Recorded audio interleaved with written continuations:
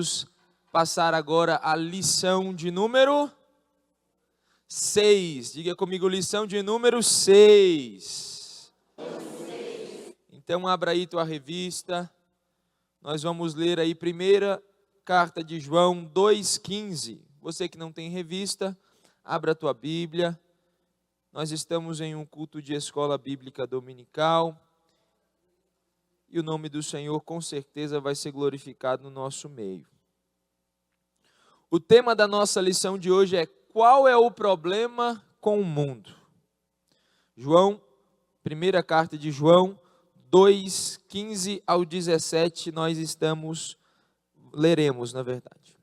Diz assim as Santas Escrituras: não ameis nem o que há no.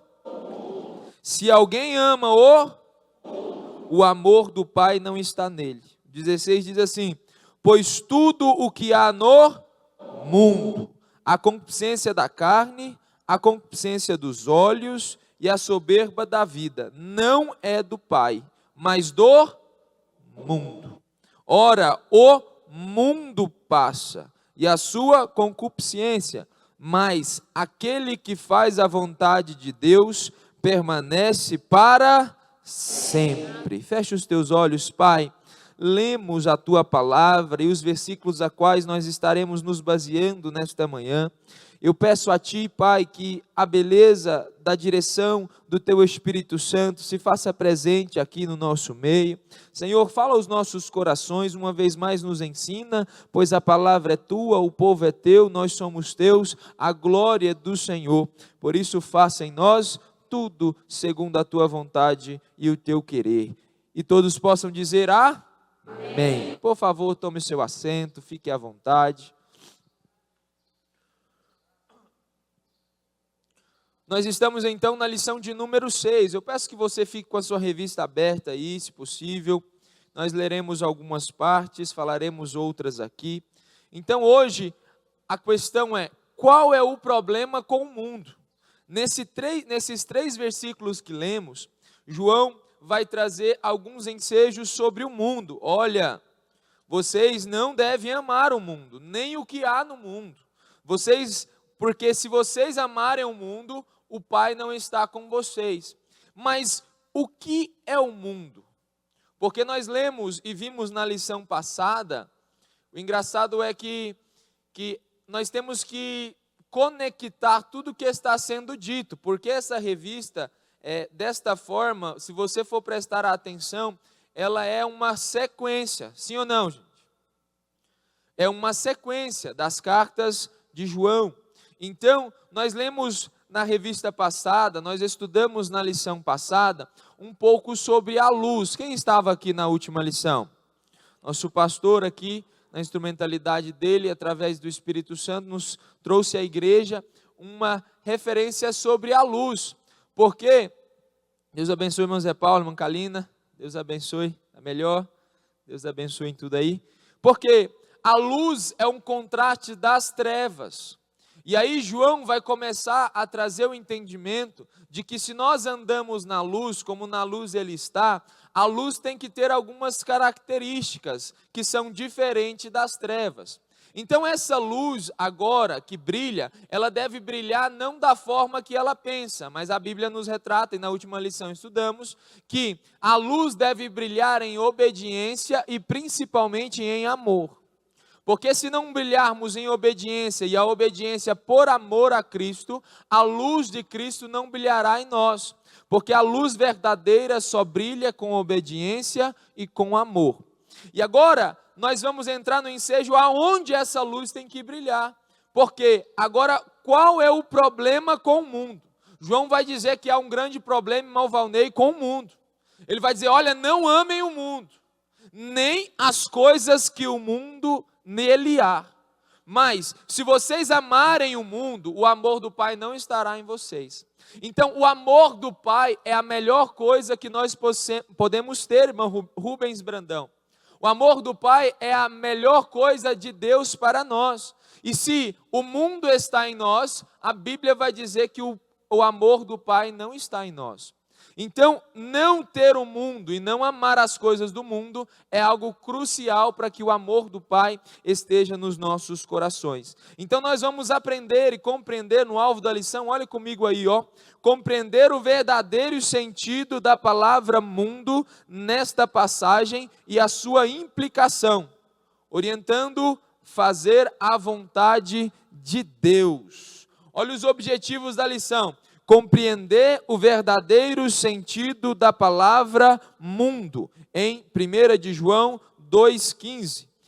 Querer desapegar-se das coisas do mundo e responder positivamente à ordem de não amar as coisas do mundo. Então, essa questão do mundo é uma questão muito séria. Mas o que é o mundo? O que significa o mundo? Irmã Sebastiana Abrantes, diaconisa da Casa do Senhor. Então nós temos que entender o que Deus está querendo nos dizer sobre não amar o mundo. Porque olha comigo aí no capítulo 1, aí, definindo o termo mundo.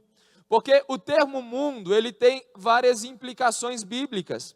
Nós vamos ver que o texto que lemos tem uma implicação, mas a Bíblia vai dizer de outros termos sobre o mundo. Por isso é muito importante que entendamos os vários usos desta palavra na Bíblia. E há pelo menos 3 usos principais. Primeiro, o universo. Então, quando Deus quer tratar o universo, Ele também denomina isso como mundo, irmão Marcos.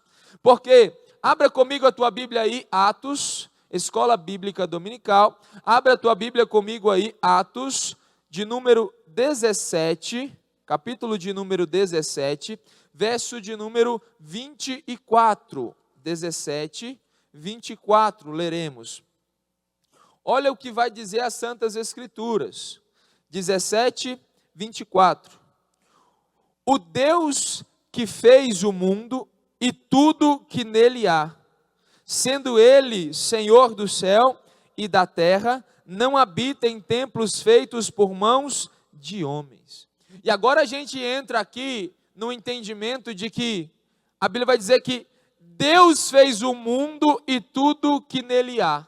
E João vai dizer, não ameis o mundo e nem as coisas do mundo. Mas não foi Deus que fez o mundo e tudo que nele há? Sim, mas aqui a Bíblia está querendo nos retratar, irmão Paulo, sobre o mundo universo. Porque este mundo foi criado por Deus. Porque João não está dizendo, olha, vocês não devem amar as árvores, vocês não devem amar a natureza, vocês não devem amar o que foi feito por Deus. Não é isso que João está querendo dizer.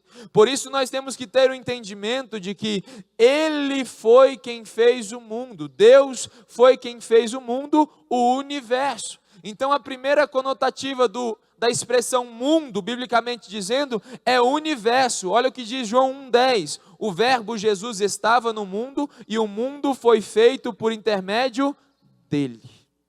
Então a primeira conotação é do mundo universo. Este universo ele foi criado. Em 6 dias Deus criou tudo que existe. E por si o universo é perfeito, bonito e maravilhoso. A Bíblia vai dizer que no final dos tempos, quando Jesus voltar na dispensação do milênio, Ele vai voltar e vai reestabelecer o curso da natureza normal. A perfeição do mundo voltará à sua natureza perfeita, porque Deus fez tudo perfeito. Infelizmente, o mundo que vivemos, agora falando do mundo universo, o ecossistema a qual nós estamos inseridos, está totalmente degradado por várias questões. Muito se falava antigamente, hoje deu uma quietada sobre aquecimento global, sobre as coisas das naturezas, sobre os cursos dos rios. Então, a natureza em si foi tudo criado por Deus. E a Bíblia vai dizer que este mundo é um mundo universo. Mas não só existe um mundo, existe também, abra comigo aí, João 17, 21. Vamos caminhar aí na Bíblia. Evangelho de João, capítulo 17, 21. Então o primeiro entendimento desta palavra mundo, biblicamente dizendo, é o universo. No princípio Deus criou. E ali o criou dele, criou o mundo e tudo que nele há. Mas olha o que vai dizer João 17, 21. ó, para que todos sejam um, como tu, ó Pai, em mim e eu em ti. Que eles também sejam um em nós, para que o mundo creia que tu me enviastes. Mas o que mundo é esse que agora João está dizendo no Evangelho? É o mundo natureza? Vamos lá, é o mundo natureza? Não. E que mundo é esse que o João está dizendo agora no capítulo 17? Agora nós entramos no mundo a qual a Bíblia se refere ao ser humano, a todos os seres humanos. Então, sendo um homem a forma mais importante do universo, a parte mais importante, a palavra mundo é usada para significar a humanidade. Porque João capítulo 3,16, tão conhecido, a Bíblia vai dizer, porque Deus amou o... Aí eu te pergunto, Deus amou só a natureza? Ele amou o mundo, e quando a Bíblia vai dizer sobre a palavra mundo, ela está referindo também, dependendo da situação e nessa especificamente, ela está referindo à humanidade, porque Deus amou os homens. A Bíblia quer dizer assim, ó, porque Deus amou toda a humanidade, que deu o seu Filho, para que todo aquele que nele crê não pereça, mas tenha a vida eterna.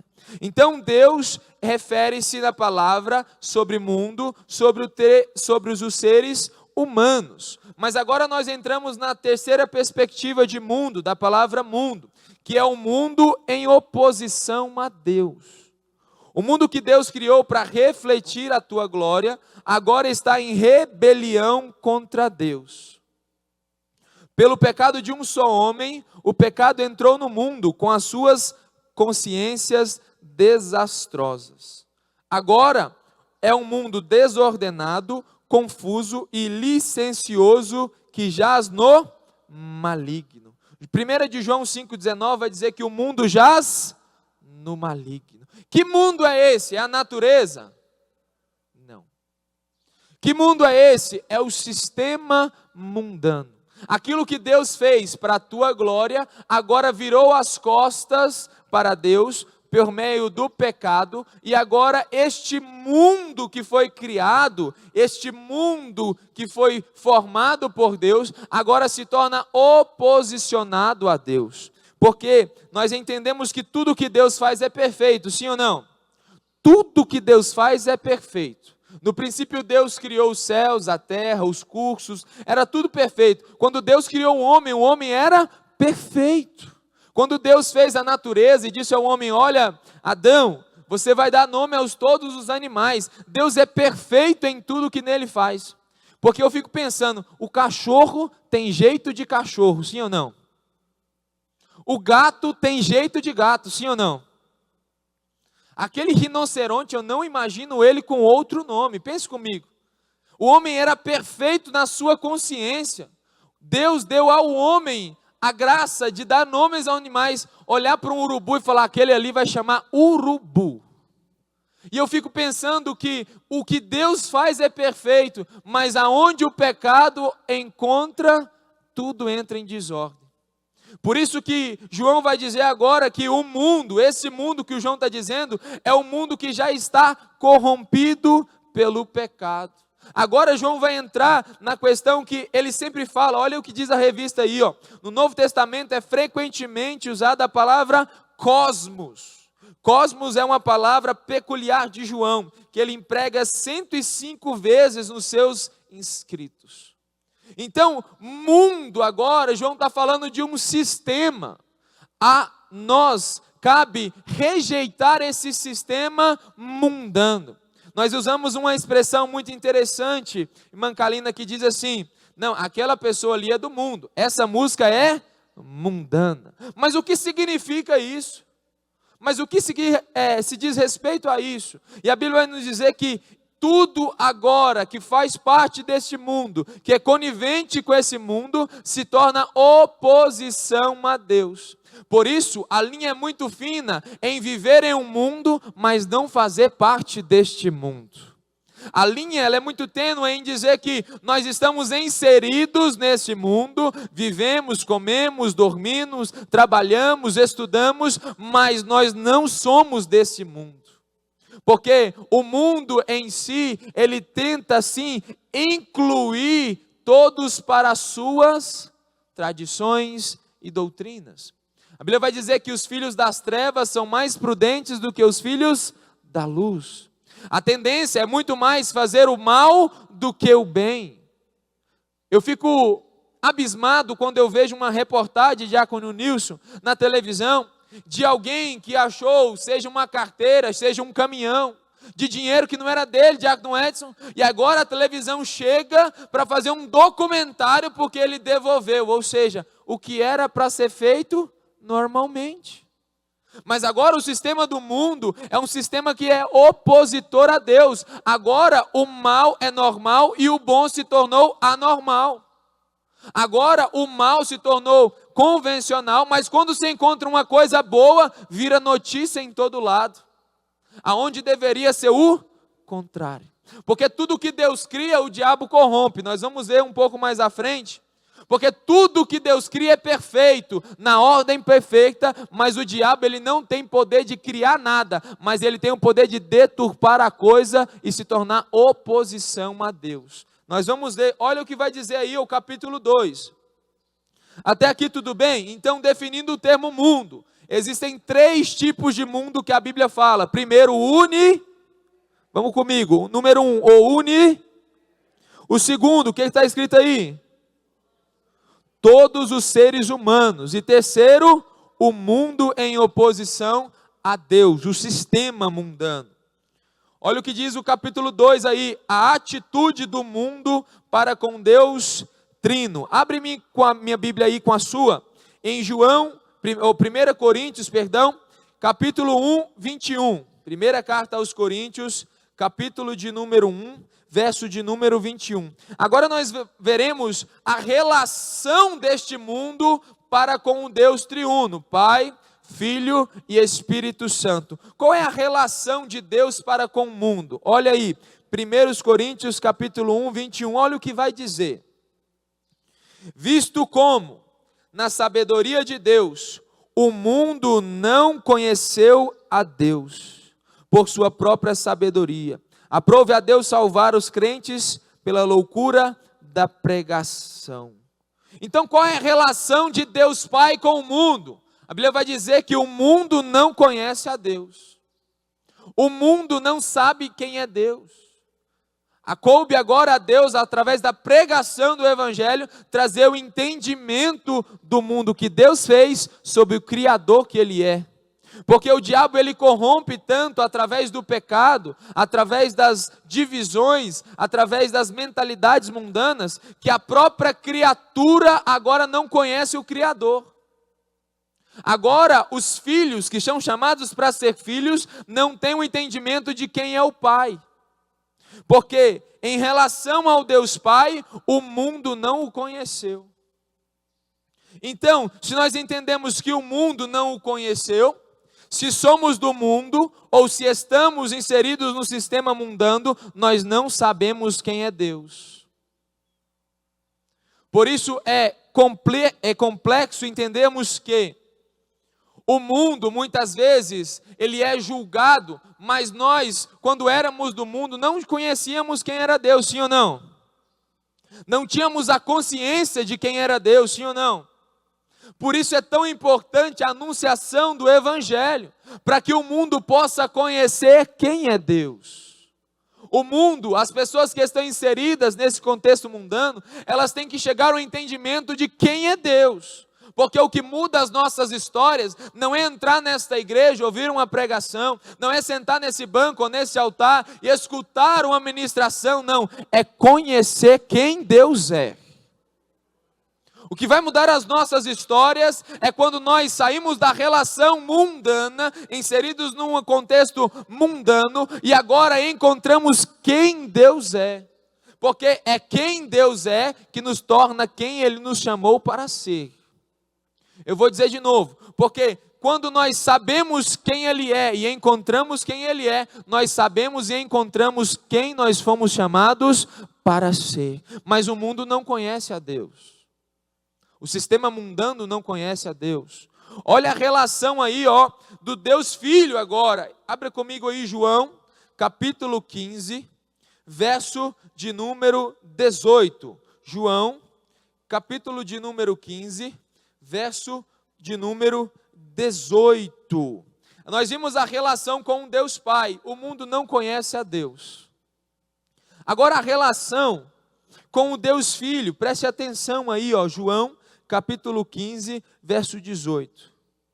Olha, essas palavras aqui são de Jesus.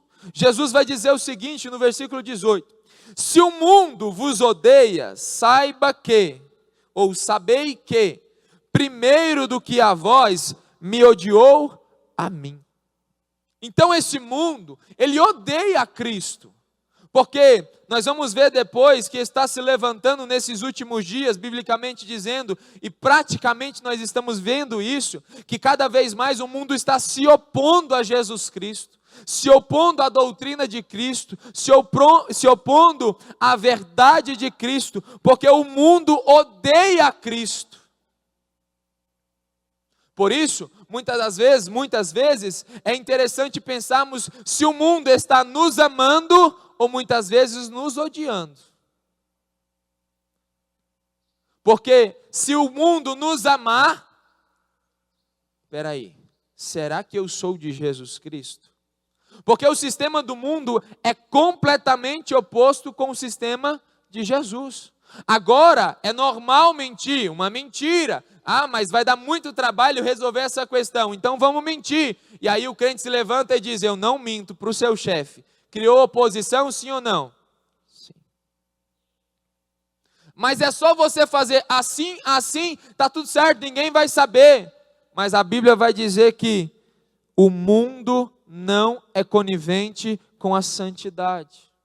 E agora, se o sistema do mundo não está odiando aquele povo que se diz cristão, cristos pequenos, consequentemente, o mundo está nos amando. Então, qual é a relação do Deus Filho com o mundo?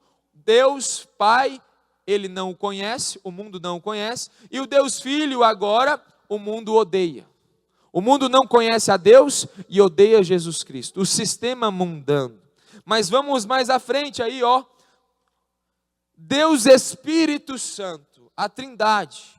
Olha o que diz João 14, 17. Está pertinho aí, na mesma página talvez da sua Bíblia. João, capítulo 14, verso de número 17.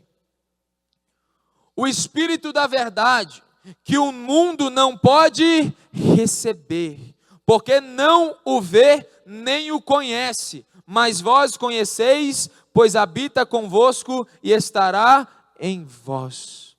Então, Mateus, qual é a relação do Espírito Santo com o mundo? Ele não habita no mundo. Ele não vive e não é conivente com o mundo. E o mundo não pode o receber, porque o não vê e também não o conhece. Então, o Espírito Santo, ele não há conivência com o mundo. Assim, descobrimos que a atitude do mundo para com Deus é a oposição. Pois a amizade do mundo é inimiga de Deus. Por isso Jesus Cristo diz: o meu reino não é deste mundo. E aqui entra uma questão muito importante, porque sempre é um dilema. Mateus, eu não sou do mundo, mas estou no mundo, sim ou não? Quem é cidadão dessa terra? O sistema do mundo, ele já está implantado e está prestes a se levantar nesses últimos dias, a ascensão do anticristo, do governo maligno se levantar com a ascensão do anticristo. E agora nós estamos falando, e por que é interessante a gente pensar sobre isso? Porque tem que haver essa oposição. É bom notar que a atitude de Deus para com o mundo é inflexível. Deus, ele não é flexível para com o mundo. Deus, ele é inflexível. Quando João se refere ao poder por trás do mundo, ele o descreve como o príncipe deste mundo. Satanás e o seu sistema está preparando o seu mundo para concretizar o seu grande objetivo. 1 João 2,18 vai dizer: o reino do anticristo. Então, o mundo, ele está mais do que nunca depravado. Sim ou não, gente? Mais do que nunca, você vai dizer e vai ver, se você começar a ver notícias, talvez lá no Datena, naqueles programas que é 24 horas falando de coisas, que coisa desastrosa está acontecendo no mundo. Que coisa desastrosa está acontecendo nas famílias. Nós antigamente ouvíamos falar sobre, nos últimos dias, pais matarão filhos, filhos matarão pais. Hoje se tornou uma coisa normal. Diaconisa Nina, antigamente, eu não sou muito antigo, mas quando eu era mais novo, se ouvia falar na televisão que fulano, filho, matou pai, meu Deus, aquilo ali era o fim da picada. Era uma história abruptamente, saía na rede nacional, no Jornal Nacional, no Fantástico virava matéria. Agora não, se tornou tão normal que agora fulano matou ciclano e está tudo bem. Por isso, olha o que eu vou dizer e preste bem atenção. Não se acostume com as coisas deste mundo. Porque ele não conhece a Deus, odeia Jesus Cristo e o Espírito não habita nele.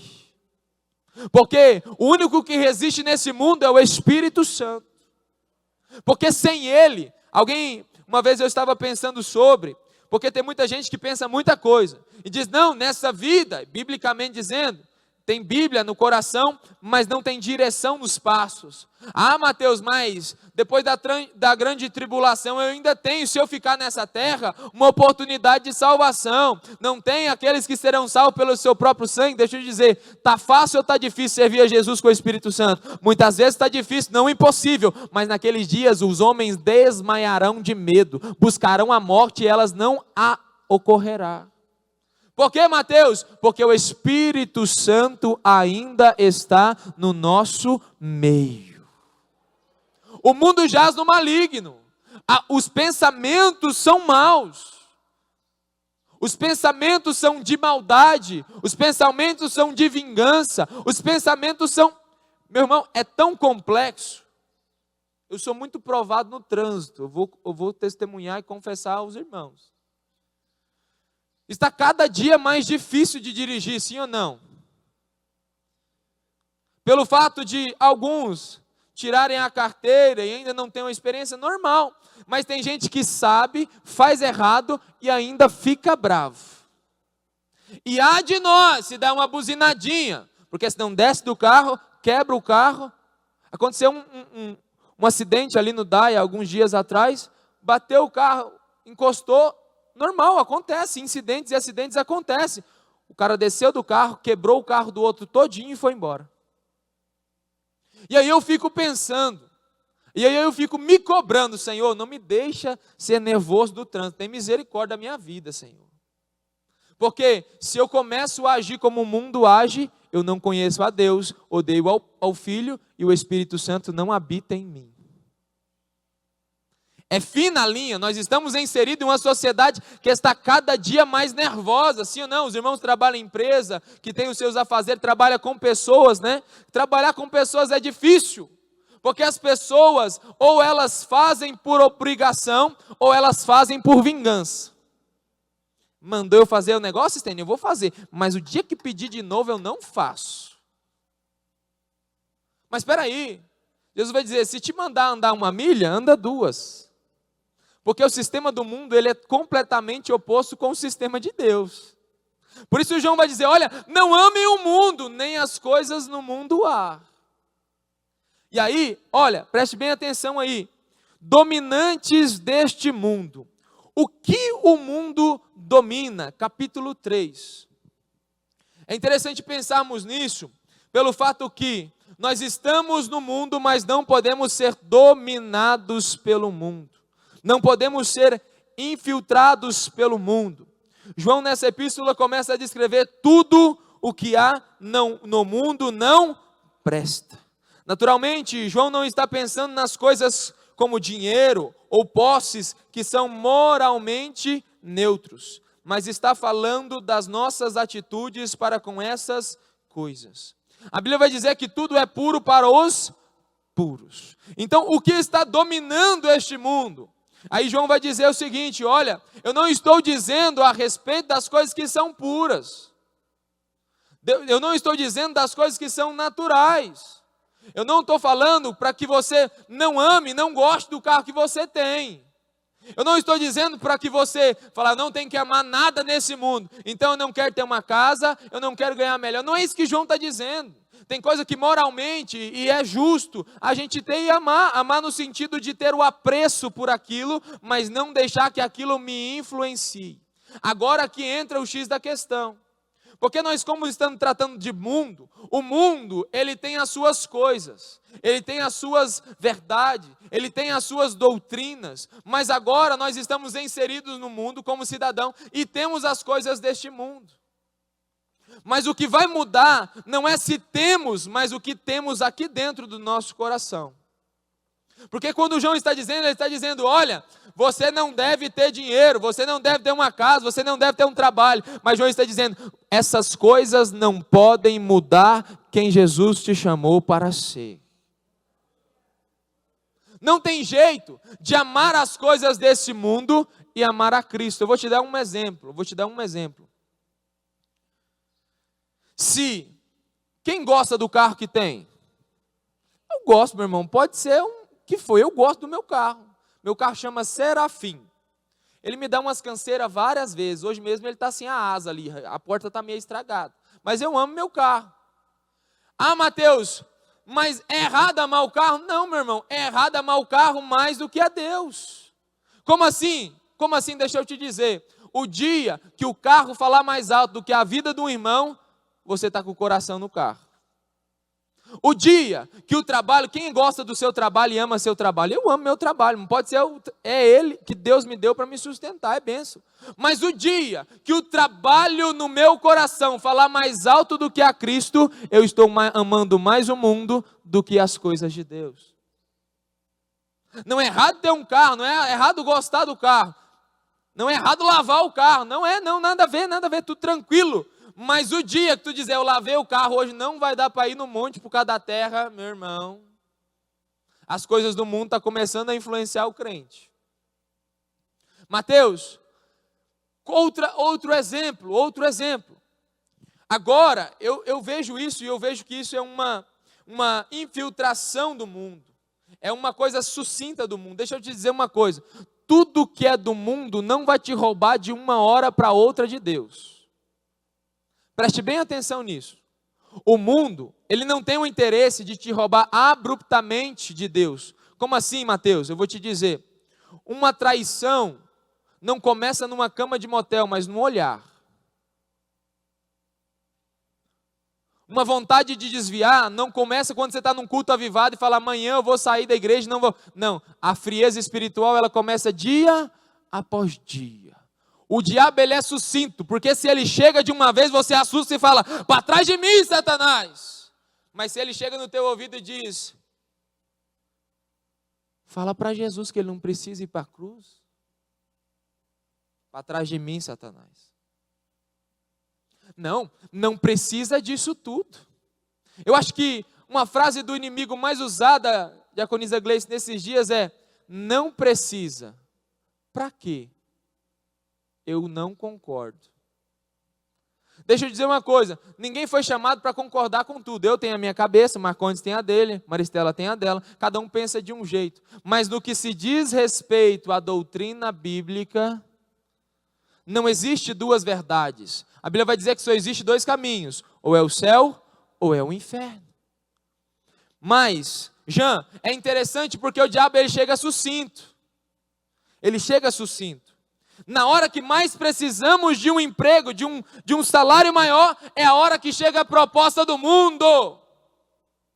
Aquele trabalho vai ser uma bênção. Foi Deus que me abriu a porta. Que hora que é, meu irmão? A hora do culto. Você não vai poder vir no culto nem um dia, mas você vai ganhar bem, vai dizimar na casa do Senhor. E o diabo está nos dizendo, olha, vem para o meu lado. Entra para a correria deste mundo. Entra para a loucura deste mundo. Deixa eu dizer uma coisa, se você hoje ganha 10 mil reais de salário, e eu recebo em nome de Jesus, amém? Quem recebe? Mas o dia que a gente ganhar 10 mil de salário, Mandene, nós vamos querer ganhar 15. Rubinho, o dia que você estiver ganhando 15 mil reais, tu me chama para aquele churrasco, mas aí tuas contas vão aumentar, e aí você vai querer ganhar 20.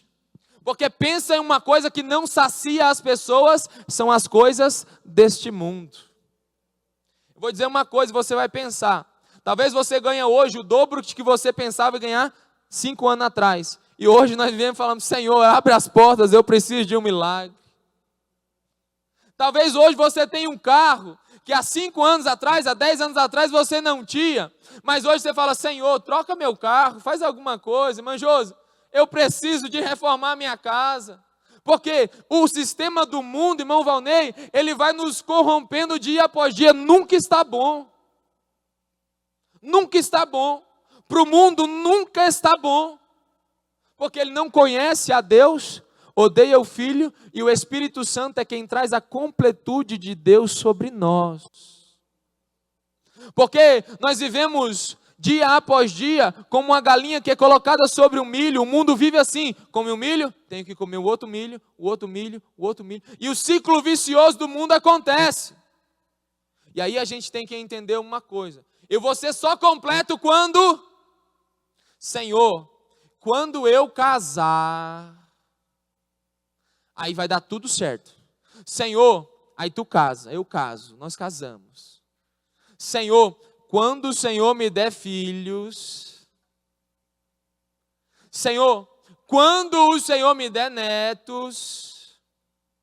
Pai, quando eu for levantado. Vocês estão entendendo que o sistema do mundo não pode entrar sobre o sistema da igreja? Por que eu falei do mundo primeiro? Porque a mentalidade da onde estamos inseridos muitas vezes nos influencia na onde Deus nos colocou. Deixa eu te dizer uma coisa, você e eu somos completos em Cristo, porque não estamos no mundo. Nós não vamos ser completos quando estivermos em cima deste altar, ou servimos ao Senhor como diácono, como diaconisa, como presbítero, como evangelista. Não. Você já está completo porque o Espírito Santo habita em você. Porque o mundo, ele vai dizer que só é completo quando tiver mais. Irmãos, Amira, só vai ficar bom quando... Vocês já pararam para pensar que as pessoas vivem dia após dia dizendo, quando chegar o final de semana, quando chegar, mamãe, quando chegar aquelas férias que eu estou esperando, já tem 1 ano que eu não tiro férias, mas quando chegar aquelas férias, as férias passam e o ciclo volta ao normal novamente. Senhor, quando eu for tirar férias de novo, eu vou sair para... E os anos, Monicelli, os anos entram e os anos saem e nós parecemos que não somos realizados. Eu estou falando nós no sentido mundano, no sentido do mundo, nós como seres humanos, eu estou dizendo.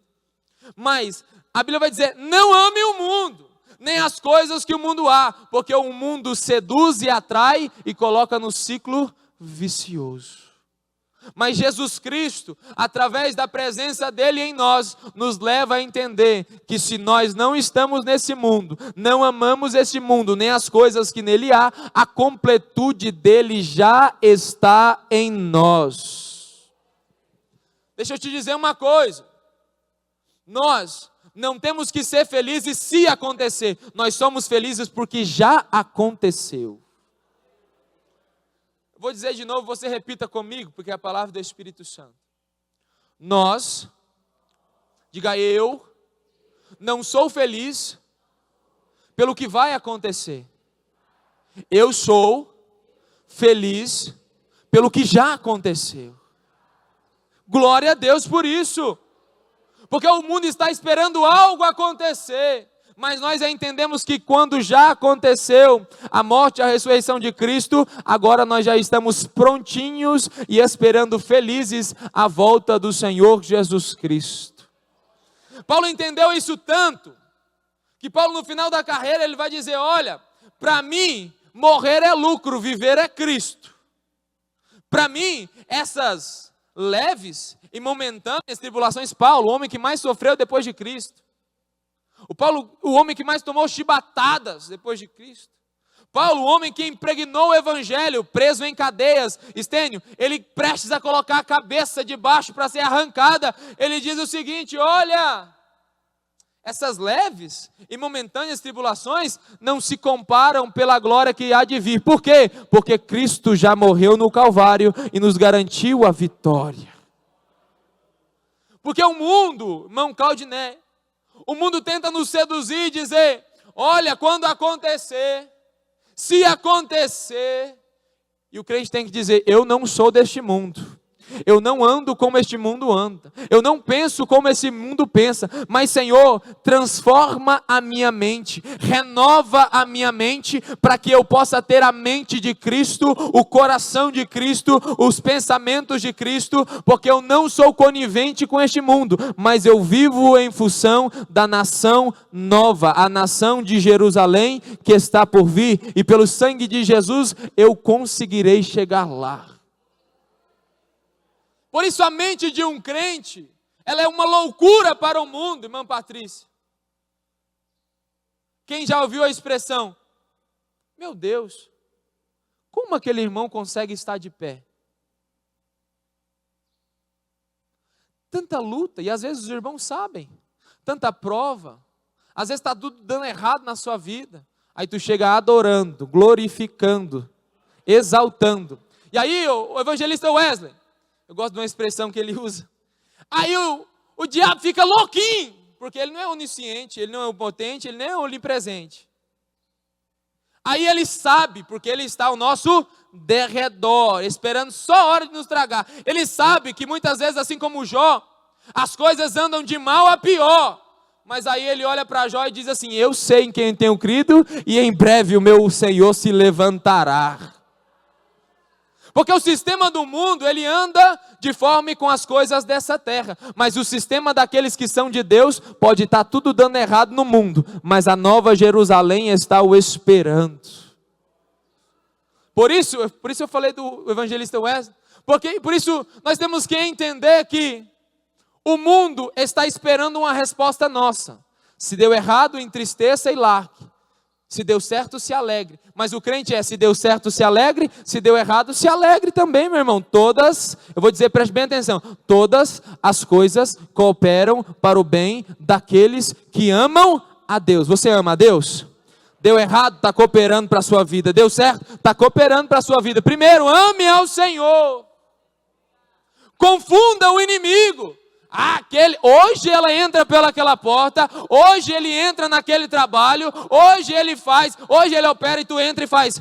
Eu vim para glorificar. O mundo está esperando uma resposta sua, mas Deus está te dando a oportunidade de confundir esse mundo, porque não ama este mundo, nem as coisas que nele há, mas busque a renovação da mente e a transformação da vossa vida. É normal, no mundo, aconteceu algo ruim. Irmão Edson Lizardo, Deus abençoe sua vida. É normal o sistema mundano ditar as coisas nossas. Ditar os nossos pensamentos. Ditar as nossas atitudes. Por isso Jesus, quando ele vem alinhando algumas coisas. Ele vem dizendo, olha, eu não vim para não cumprir, eu vim para cumprir a lei. Mas eu vou ajustar algumas coisas que vocês não estão entendendo. Porque o mundo nos leva à superficialidade das coisas. O mundo, Diácono Francisco, ele nos leva à superficialidade das coisas. Eu amo quem me ama, sim ou não? É isso que o mundo prega, sim ou não? Se me fazer o bem, eu retribuo com o bem. Mas se fazer o mal, Davi Jean, se me fazer o mal, eu vou fazer o dobro. E se a gente não tomar cuidado, existe em nós uma natureza que nós temos que subjugá-la todo dia, sim ou não? Quem já passou por alguma situação que foi feito mal, fala, ele vai pagar. E depois o Espírito Santo fala assim, tu não é crente, tu não é desse mundo. Mancalina, naquela hora que alguém te faz, misericórdia, aquele irmão, mas quando Deus pegar aquele irmão, deixa eu te dizer, Deus não é o Deus vingador que você está achando que é, não. Deus não é o Deus vingador que eu estou pensando, porque o mundo emprega que se me fez o mal, ainda vai pagar nessa terra. Quem já ouviu essa expressão? Não, mas fez o mal aqui? Isso aí? Está sofrendo porque fez o mal a alguém. Deixa eu te dizer uma coisa. O sistema desse mundo, ele anda conforme o mundo. Mas aí Jesus vem dizendo assim, olha, se te bater um lado de uma face, Jesus fala assim, dá o tapa na cara dele também. Jesus fala assim, dá outro. Mas não. E aí é uma guerra interna. Eu vou dizer a vocês, porque Nós temos que compactuar da mesma ideia. Tem hora que dá vontade, sim ou não, gente? Mas nós não vivemos sobre a nossa vontade, mas sobre a vontade daquele que nos chamou. Por isso João está dizendo, olha, se vocês estão nesse mundo, e a natureza humana, a natureza mundana, ela muitas vezes tenta te influenciar, mas é a palavra de Cristo que deve pleitear a vida do crente. Ele vai dizer, não ame o mundo, nem as coisas que no mundo há. E o que há no mundo, Mateus? Eu vou falar agora para você. Capítulo 3, aí o primeiro tópico. Por isso não devemos amar o mundo. E João destaca 3 áreas. A concupiscência da carne. O diabo, quando vai tentar Jesus, se eu não me engano, em Mateus 4, nas últimas 3 tentações, ele vai dizer, olha, tu não está com fome? Transforma essas pedras em pães e se alimenta. A concupiscência da carne.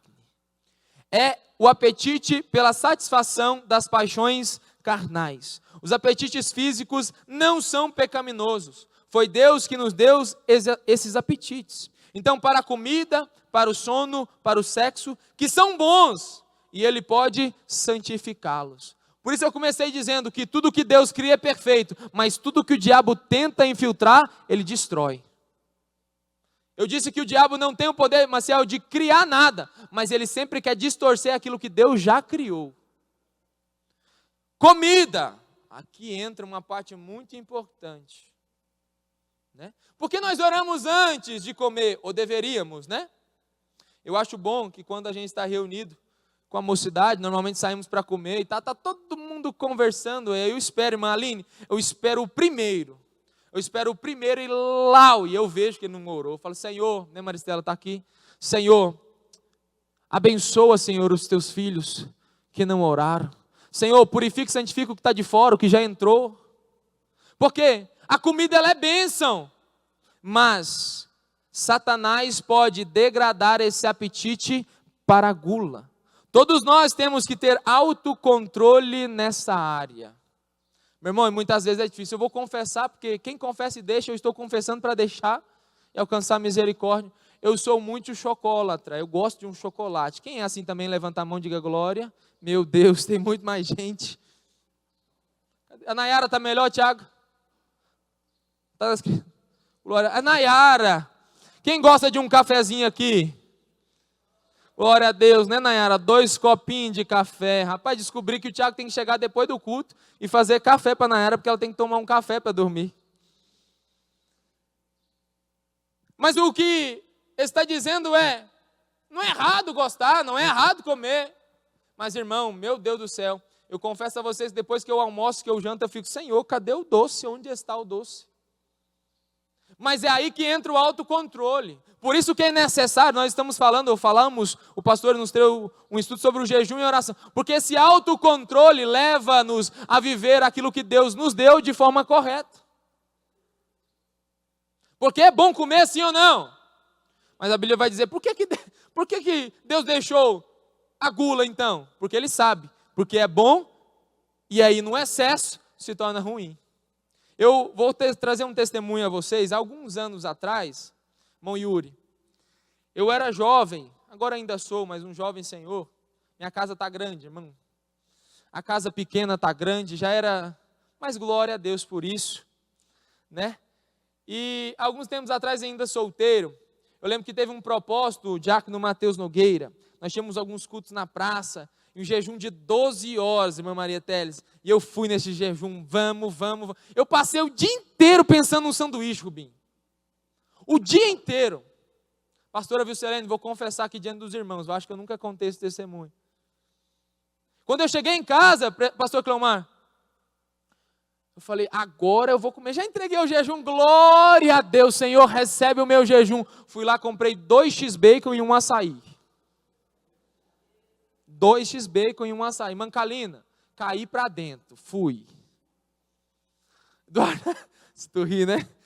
Eduardão, eu fui com tanta força, eu estava com tanta força, Adriele, que eu fui, comi os 2 sanduíches e bebi um açaí de 500, ou era 700 ml. Mãe Tereza, eu fiquei tão cheio, mas tão cheio, eu não consegui nem vir para a igreja. Antes de vir para a igreja, não, para o culto. A hora que eu fui para o culto, eu não dei conta. Eu tive que ir lá no vaso e vomitar, porque eu não estava dando conta de tão cheio. santifiquei, purifiquei, consagrei e pequei. E se nós não tomarmos cuidado, é desse jeitinho, meu irmão. Eu estou usando um exemplo muito caótico, mas muitas vezes eu gosto desta frase, eu sempre falo ela com a mocidade, que a gente tem mais a comunhão mais aguçada pelas programações. Eu digo a eles, e eu tenho sempre um lema, Maristela está aqui para confirmar, o tempo de mesa ele é muito importante. O tempo de mesa ele é muito importante. Muitas vezes, e preste bem atenção e não tire isso do seu coração, muitas vezes nós nos reunimos nos domingos, pela hora do almoço, que normalmente é esse momento a qual as famílias se reúnem, ou no sábado, ou qual dia que for, da sua família, da sua casa. Nós nos reunimos em prol da comida. Vai ter um almoço aqui em casa, glória a Deus, eu vou comer. Mas nós falamos da gula como comer muito. Mas eu tenho um lema comigo que o importante não é o alimento que está sobre a mesa, mas quem está sentado à mesa. Não é o importante o alimento que está sobre a mesa, mas, irmã Carla, é quem está sentado à mesa. Porque senão, nós nos tornamos pessoas vazias, que dão a importância ao alimento, mas não dão valor às pessoas. Quantas vezes vamos à casa de parentes, vamos à casa da sogra, né?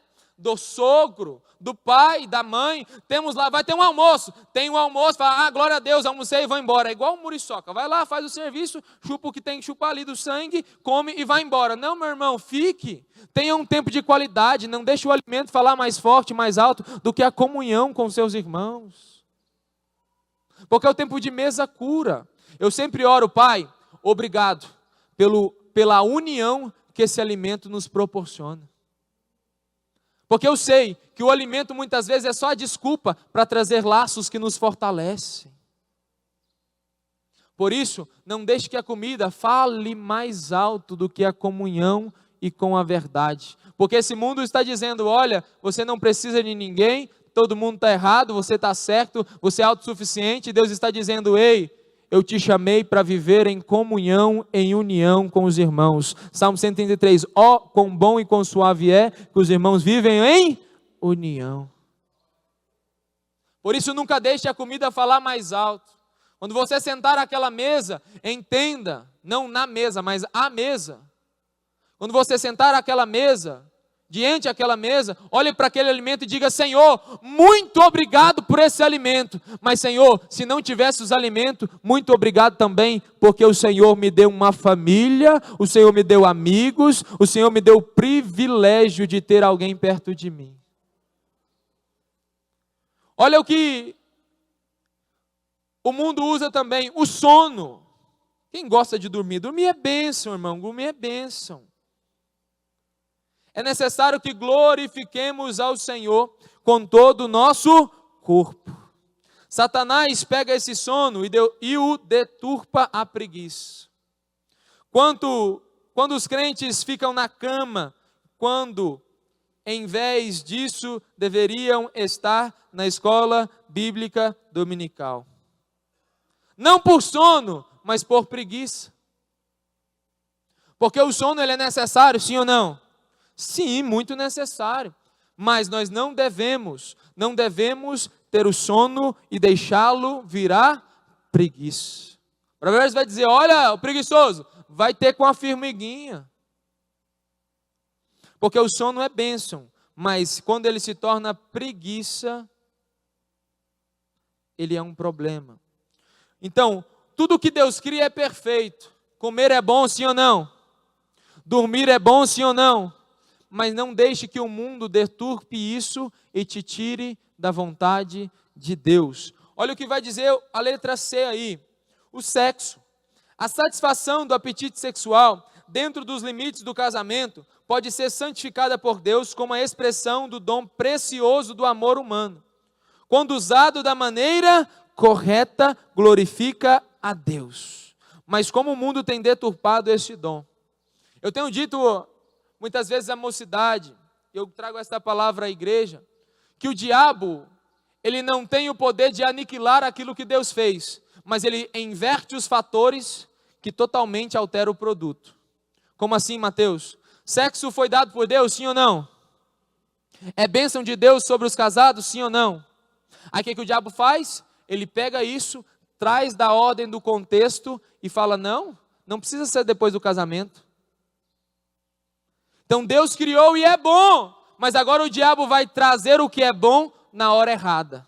Diga comigo, tudo que é bom, diga com fé, tudo que é bom, na hora errada, é errado. Porque qual que é a ordem dos fatores? Você conhece uma pessoa, naturalmente, você namora com essa pessoa, você casa com essa pessoa, e aí você se entrega a essa pessoa e ela se entrega a você, sim ou não?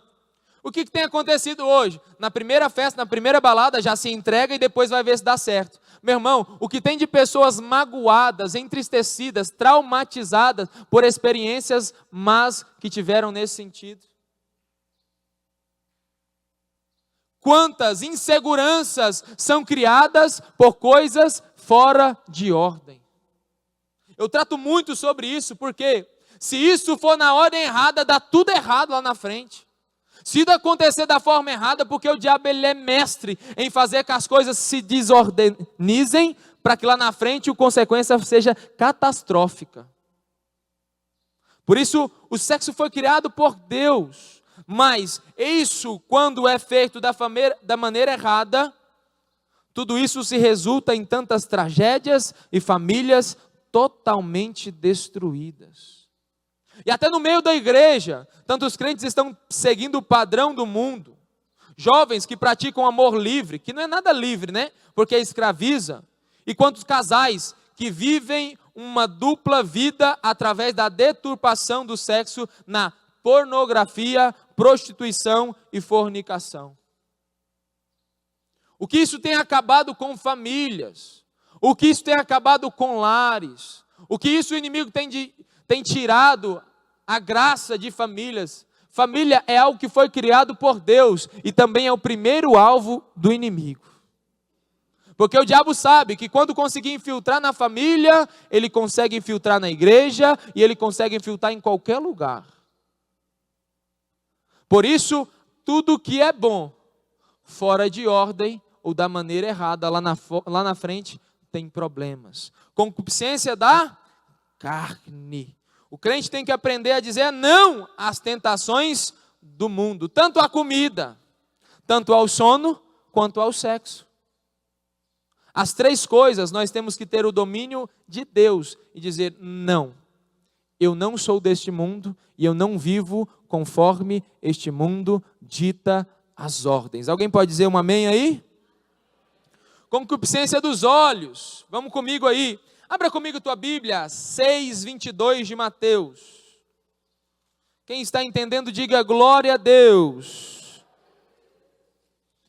Mateus, capítulo de número 6. Nós vamos ler o 22 e o 23.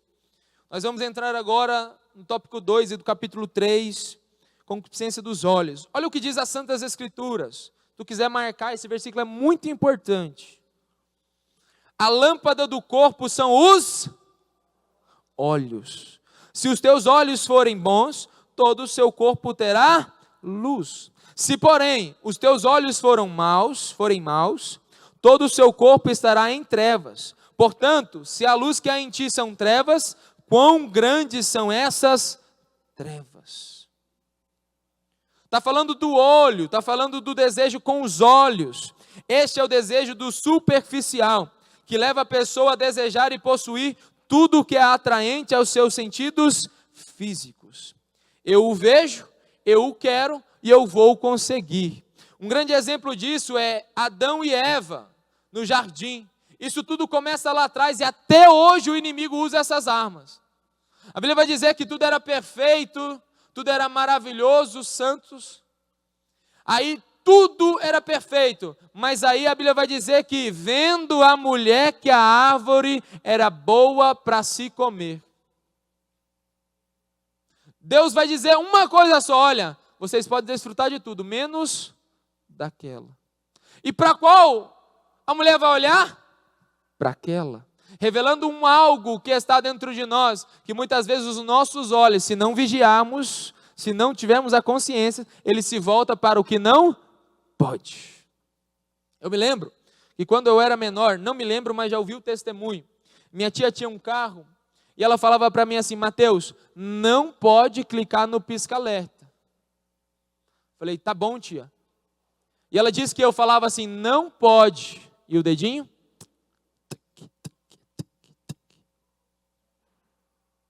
E se nós entendermos isso, entendemos que com os olhos o pecado entrou no mundo. Como eu disse, não foi a mordida, foram os olhos primeiro. Não foi dar a Adão, não foi Adão comer, foi os olhos fixarem naquilo que não pode. Olha outro exemplo, Acã. Quando Acã vê aqueles despojos, ele olha aquela capa babilônica, aqueles ciclos de prata, ele olha aquilo e fala, aquilo ali vai ser bom para mim, aquilo ali é a minha aposentadoria, aquilo ali vai ser o meu futuro. Agora Israel sai à guerra contra uma pequena cidade chamada Ai, ou Ai, e agora morre pessoas, e agora Josué chega e fala, Senhor, o que aconteceu, Senhor? Tu não deste vitória a um povo muito maior e agora...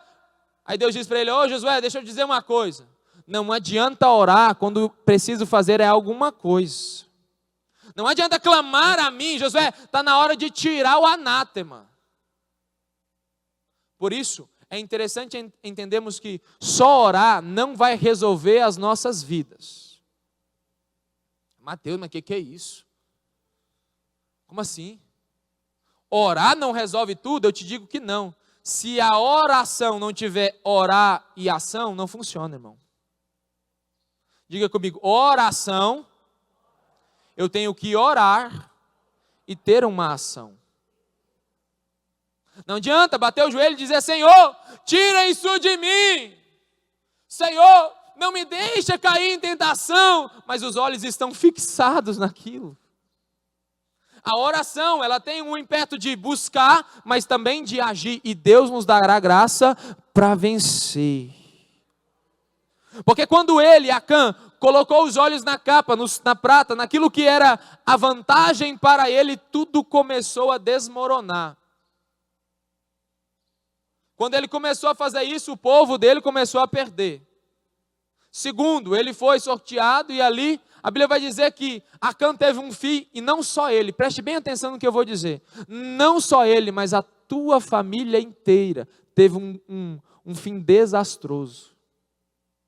Talvez você e eu somos pais, mães, somos sacerdotes, somos colunas da sua casa, das nossas casas, da sua família, mas Deus nos deu o poder de com as nossas próprias mãos, ou derrubar, ou construir, ou fazer ou não fazer. Acã pegou aquilo ali e achou que não ia dar em nada. A concupiscência dos olhos dele foi tão grande que atingiu toda a família dele. Não deixe que os teus olhos roubem a sua família de Deus. Não deixe que a concupiscência daquilo que você quer tanto roube a sua família de Deus. Mateus, mas eu estou querendo tanto. Eu estou doido para mudar de igreja, Mateus. Eu estou querendo tanto mudar para Groenlândia, Mateus. Deixa eu te dizer uma coisa, não deixa que a cobiça dos olhos te tire do centro da vontade de Deus. Quantas pessoas saíram daqui e foram para acolá, dizendo, vai ser bom para mim. Chegaram lá, perderam tudo, família, filhos, e agora vivem sem sentido. Porque a cobiça dos olhos foram tão grandes, talvez para o dólar, talvez para o euro, talvez para uma oportunidade melhor. Agora perderam a família. A família de Acã foi morta apedrejada. Toda a família morreu pela concupiscência dos olhos de um pai, de um homem. Olha o que vai Davi fazer em 2 Samuel 11:2. Davi agora não foi à guerra. Davi agora está na parte alta do palácio e agora ele vê uma mulher se banhando. Agora Davi olha e cobiça. Agora Davi olha e fala, eu quero para mim. Por isso é importante nós, cristãos, não viver normalizando as coisas. Hoje está difícil, irmão, assistir um filme de 14 anos. Lá tem a classificação indicativa. Todo mundo sabe o que é classificação indicativa? Tem lá, há 14 anos, aparece lá de amarelinho, de azul 10 anos, de vermelho 16, de preto 18. Classificação indicativa. Tu vai assistir um filme de 14 anos, a classificação indicativa, tem mais pornografia do que muita... Coisas assim, explícitas. Mateus, mas não tem nada a ver. Não tinha nada a ver, Davi está lá em cima também. Hoje, o mundo é tão sagaz, eu vou falar para você. Nós somos crentes, quem tem rede social aqui? Normal, irmão, rede social. Facebook, Instagram, WhatsApp, alguma coisa nesse sentido. O divino, diácono divino, o mundo é tão sagaz, quem já teve a experiência? O meu Instagram, graças a Deus, é cristão. 3 coisas eu vejo ali. Carros, cultos, esses trem, e futebol. As únicas 3 coisas que eu gosto de seguir ali. Normal. Mas quem já teve a experiência de estar rolando aquela timeline lá, e aparecer uma coisa tão assim, quem já teve a experiência? O mundo, ele é sagaz.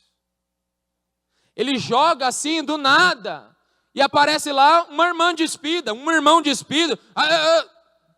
Na primeira vez, na segunda vez, aí o dedo já vai mais lento. E as coisas vão entrando pelos... E aí depois nós, como eu falo, o contexto cristão. Não estou falando para gente do mundo, eu estou falando para gente cristão. E depois começa a se ter desejos sexuais que outrora não tinha. Desejos para coisas que, meu Deus, eu não tinha essas coisas. Mas com os olhos, entrou para a mente, desceu o coração, que se tornou uma atitude. Então tome cuidado, não vacila. Aconteceu, sangue de Jesus tem poder. Não vacila no filme, na programação da televisão, porque a concupiscência dos olhos nos leva a querer as coisas desse mundo. Amém? Todo mundo entendeu aqui? Glória a Deus. Porque é tão triste a história de Davi. A Bíblia vai dizer que Deus o chama. Deus declara: achei Davi, um homem segundo o meu.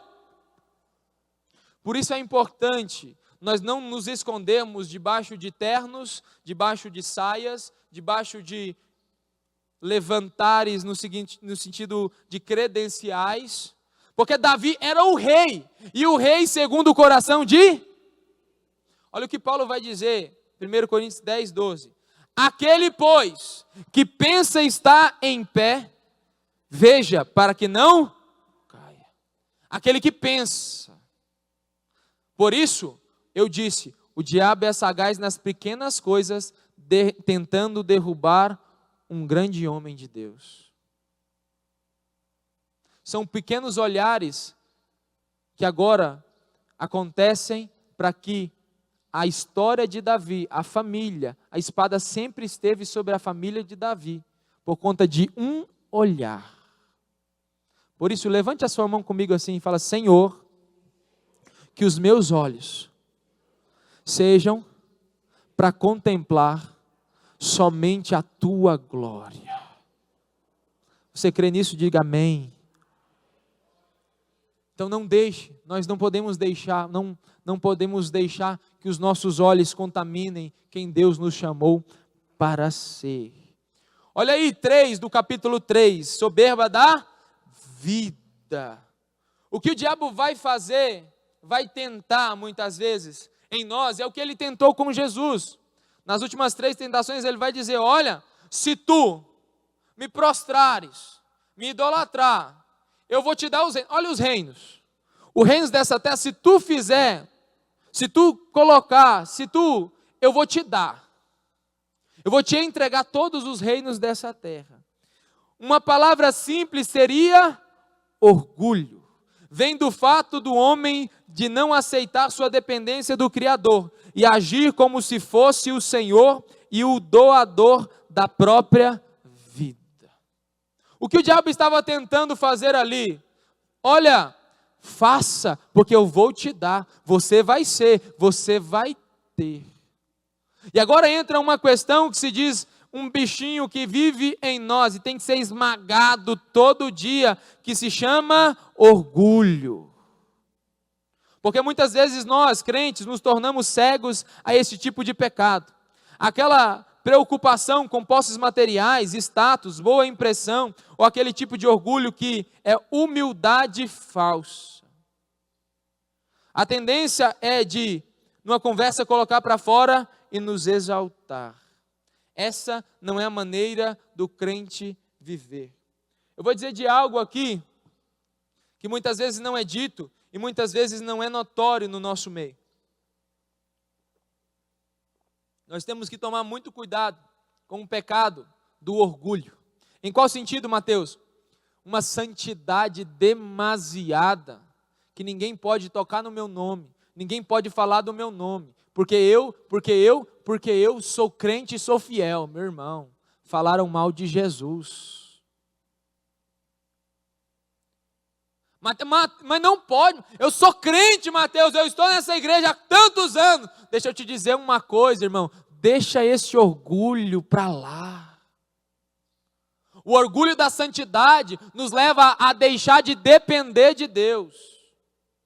O orgulho da santidade nos leva a achar que nós somos melhores do que os outros, porque temos às vezes uma posição, nós sabemos orar, nós sabemos jejuar, nós sabemos como chegar. Não, deixa eu te dizer, nós somos totalmente dependentes de Deus. Não deixa que a soberba desta vida, deste mundo, encontre os nossos corações. Mateus, o que eu devo fazer? Me tornar dependente totalmente de Deus. Porque quando eu sou totalmente dependente de Deus, eu sei que o que vem dos meus irmãos, o que vem de Deus é para a glória do nome dEle, e eu sou servo dEle. Fala que o teu servo ouve, Senhor. Alguns perguntam, você é o que na igreja? Eu sou servo, sirvo como evangelista. Eu estou evangelista, mas eu sou servo. Você está alguma coisa neste dia, mas você tem que ser alguma coisa. Eu falando ontem com a mocidade, nós tivemos um culto ontem, foi muito legal. E eu dizendo algo porque no verbo to be do inglês, o I am, né, you are, it is, é o verbo ser ou estar. Só que para o crente, ele não deve só estar, ele tem que ser. Não adianta, né, irmão, Zé Paulo, do Speak English, my brother. I am here, Mateus. Eu estou aqui, mas você é. Eu estou na igreja, Mateus, mas você é a igreja. Mateus, eu estou no meio dos crentes, mas tu é crente. E o interessante é que a soberba nos tira de ser. E agora nós somente estamos. Vou te dizer algo, e preste bem atenção, é sucinto. O diabo é sucinto. Porque tem programações, domingo que vem, sábado que vem tem culto dos varões, amém? Glória a Deus. Culto dos varões, não, Mateus, eu vou lá nada, já fui no culto.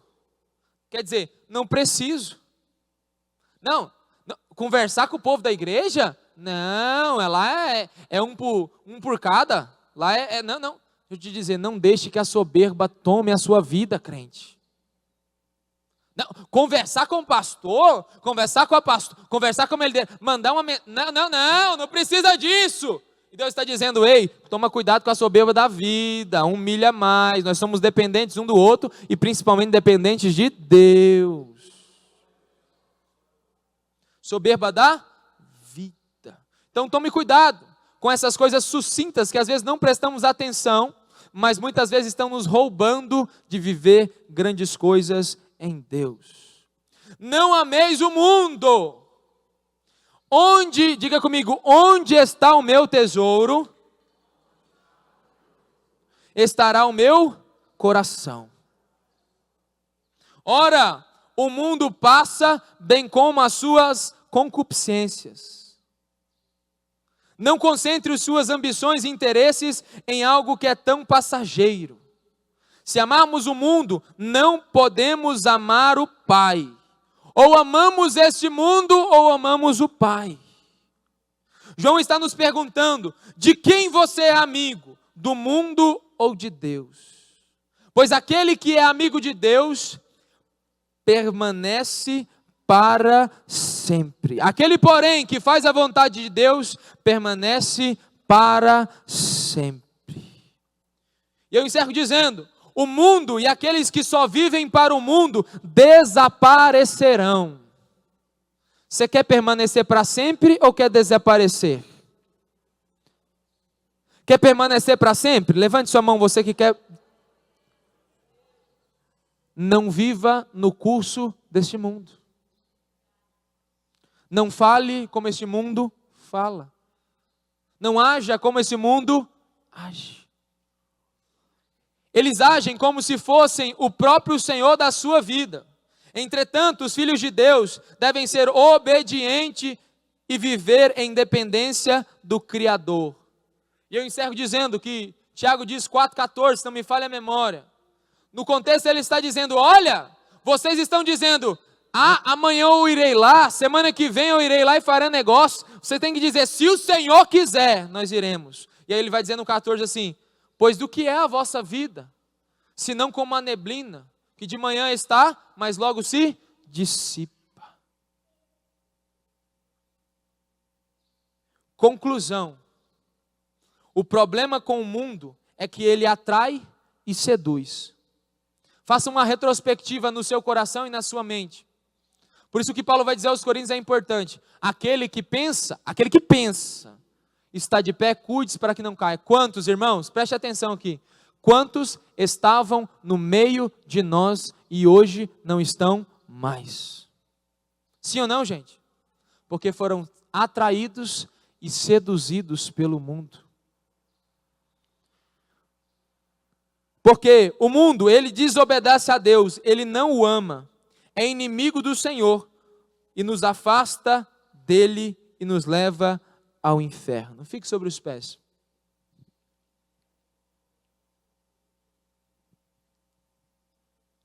Olha o que Tiago 4,4 vai dizer: infiéis, não compreendeis que a amizade do mundo é inimiga de Deus?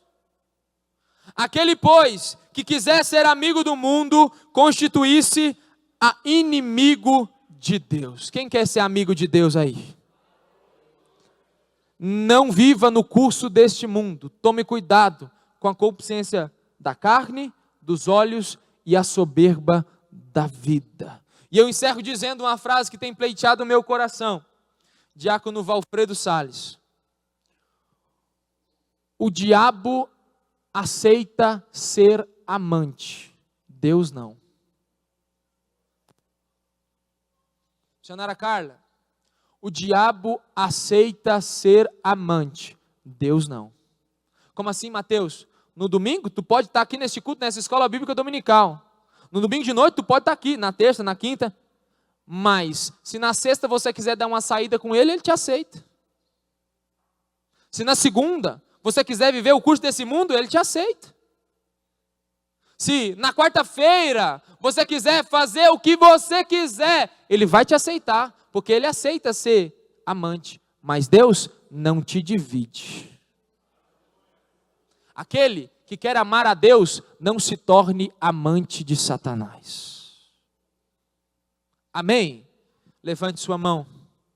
Pai, graças te damos, porque até aqui o Senhor falou conosco. Eu sei, Pai, simples palavras que o Senhor trouxe aos nossos corações, simples não, Senhor, extraordinárias, porque eu sei que essas palavras nos levarão a viver não no curso deste mundo, mas nos levar a pensar e a viver conforme o Senhor nos chamou para viver.